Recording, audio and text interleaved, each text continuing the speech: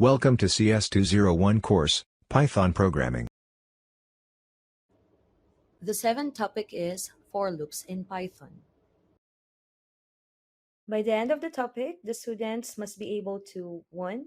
Use for loop to display a sequence, 2. Familiarize with the range function, 3. Be familiar with the statements break, continue, and else.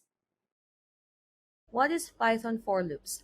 A for loop is used for iterating over a sequence that is either a list, a tuple, a dictionary, a set, or a string. With the for loop, we can execute a set of statements once for each item in a list, tuple, set, etc.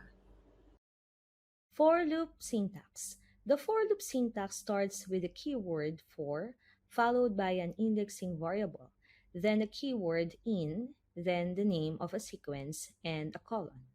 In this example, in line number 2, the for loop syntax starts with the for, the indexing variable is x, followed by the keyword in, and the name of the list is countries.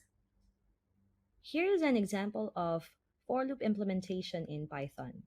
In this example, the sequence is a list which is named countries, has items Canada, Australia, and Japan as stated in line number 1. We use the for loop statement in the second line to iterate over the list items. The third line was used to display each items in the list. The indexing variable in Python.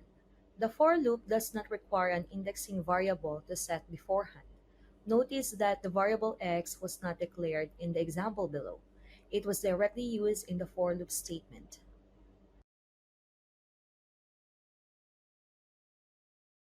Looping through the string. Strings are iterable objects too. They contain a sequence of characters. Consider the example below. The variable str holds a value nvtc with a string data type. The for loop statement was used to iterate through the string.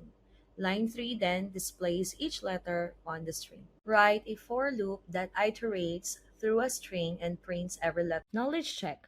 Write a for loop statement so that every item in the list is printed. Knowledge check. Write a for loop statement which prints hello plus each item in the list. For example, hello Ali. The break statement. With the break statement, we can stop the loop before it has looped through all the items. In this example, the iteration stopped when the value of indexing variable is equal to Australia.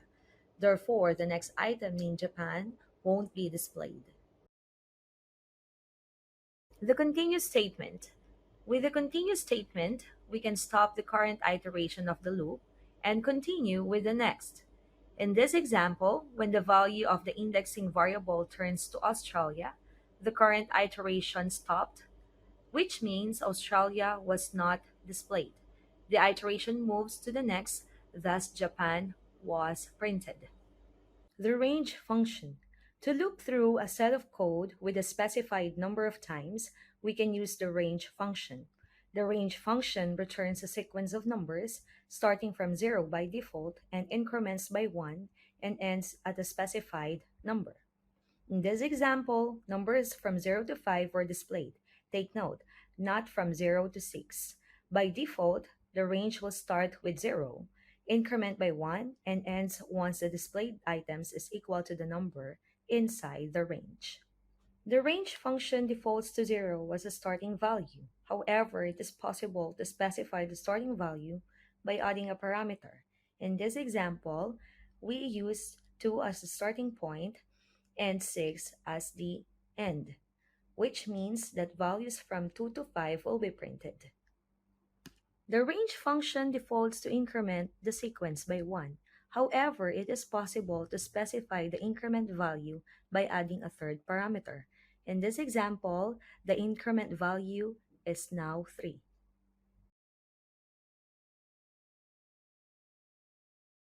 Knowledge check. Using for loop, display all even numbers from 1 to 10. Hint, start with 0, end with 10, and increment by 2. Else in for loop. The else keyword in for loop specifies a block of code to be executed when the loop is finished.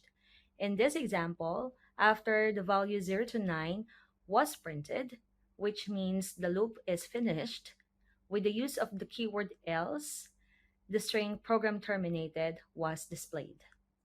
Nested loops. A nested loop is a loop inside a loop. The inner loop will be executed one time for each iteration of the outer loop.